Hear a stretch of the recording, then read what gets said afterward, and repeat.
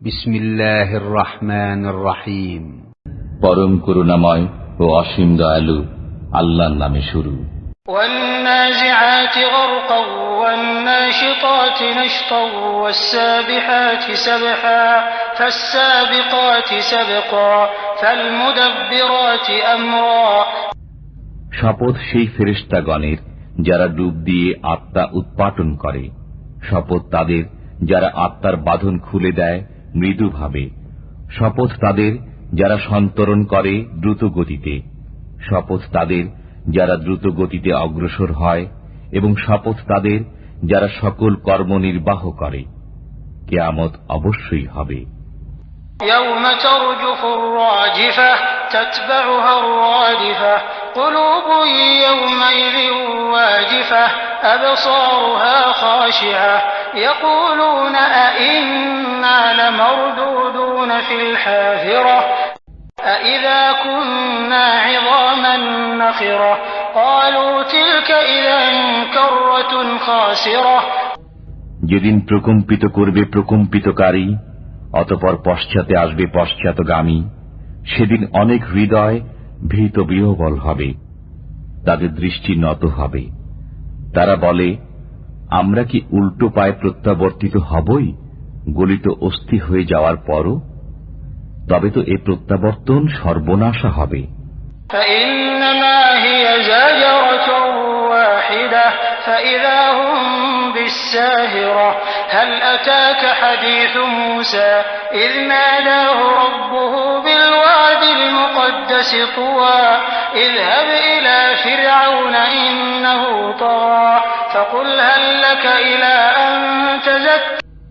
অতএব এটা তো কেবল এক মহানাদ, তখনই তারা ময়দানে আবির্ভূত হবে।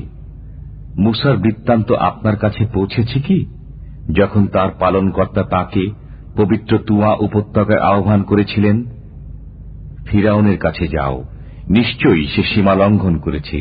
অতঃপর বলো, তোমার পবিত্র হওয়ার আগ্রহ আছে কি?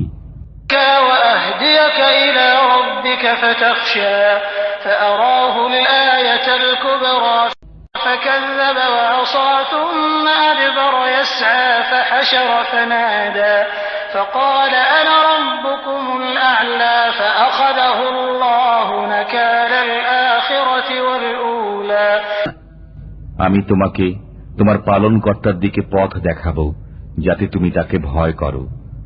অতঃপর সে তাকে মহা নিদর্শন দেখালো, কিন্তু সে মিথ্যারোপ করল এবং অমান্য করল। অতঃপর সে প্রতিকার চেষ্টায় প্রস্থান করল। সে সকলকে সমবেত করল এবং সজোরে আহ্বান করল এবং বলল, আমি তোমাদের সেরা পালনকর্তা। অতঃপর আল্লাহ তাকে পরকালের ও ইহকালের শাস্তি দিলেন। ইন্না ফী যালিকা লাইবরাতান লিমান ইয়াখশা আআনতুম আশাদ্দু খালকান আমিস সামাa'u বানাহা রাফা'a সামকাহা ফাসাওয়াহা ওয়া যে ভয় করে তার জন্য অবশ্যই এতে শিক্ষা রয়েছে। তোমাদের সৃষ্টি অধিক কঠিন না আকাশের, যা তিনি নির্মাণ করেছেন? তিনি একে উচ্চ করেছেন ও সুবিন্যস্ত করেছেন।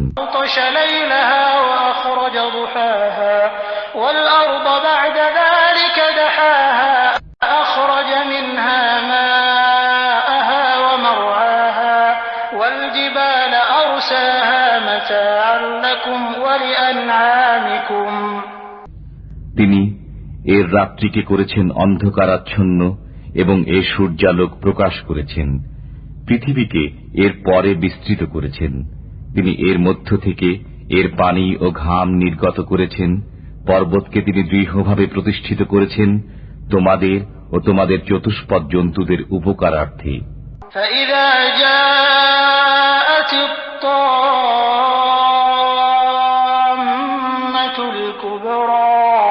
يوم يتذكر الإنسان ما سعى وبرزت الجحيم لمن يرى فأما من طغى وآثر الحياة الدنيا فإن الجحيم هي المأوى।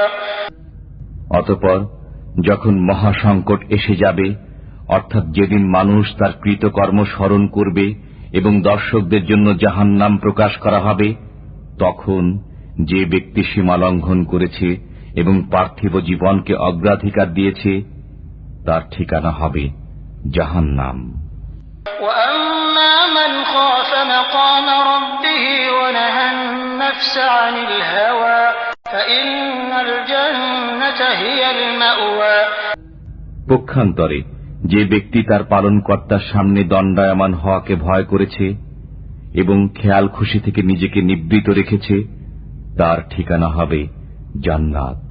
يسألونك عن الساعة أيان مرساها فيما أنت من ذكراها।